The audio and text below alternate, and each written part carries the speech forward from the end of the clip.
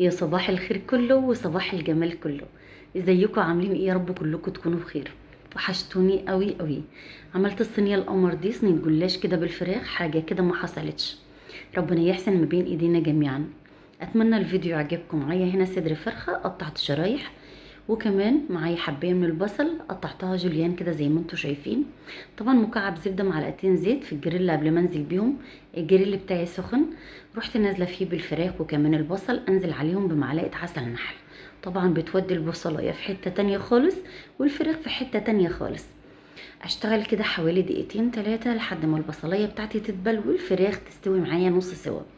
هنا كنت بعمل جنبها رز كده بسمتي. المهم، شايفين بقى شويه العسل او معلقه العسل عملت في البصلايه ازاي؟ كرملته كده وخليته حاجه واو ما شاء الله، ربنا يحسن ما بين ايدينا. بعد ما البصل دبل والفراخ استوت معايا، رحت نازله عليها بنص فلفلايه الصفراء ونص فلفلايه حمراء. كمان بقى نزلت بالبهارات بتاعتي، معايا نص معلقه من الكركم، نص معلقه من الكاري، نص معلقه من الفلفل الاسود، ومكعب من المرقه، وشويه ملح صغنطتين، وكمان شويه قرفه. تمام. بسيبهم حوالي كده 3 دقايق على النار وبروح مطفيه عليهم. معايا هنا لفه من الجلاش. طبعا اول ما دخلت المطبخ بتاعي بسيبها تفك كده لحد ما فكت وبقت زي الفل كده. معايا حوالي معلقتين زبده على 3 معالق زيت، سيحتهم على النار او سمنه عاديه خالص. جبت الصاج بتاعي دهنته زي ما حضراتكم شايفين، وما بين كل طبقه وطبقه بفرد الورق بتاعي بتاع الجلاش وبدهن كده ما بين كل طبقه وطبقه. طبعا نزلت بكميه الفراخ بتاعتي زي ما حضراتكم شايفين. وزي ما قلت لكم في اول الفيديو ان بديل ايه جبنه الموتزاريلا، عملت طبقه بشاميل كده حلوه ولذيذه وزي الفل. طبعا احنا كلنا شطار وزي الفل بنقدر نعمل البشاميل. وخلاص بقى حطيتها كده في نص الصينيه. بعد كده بحاول ان انا اقفل وارص بقيه كميه الجلاش. تمام تمام.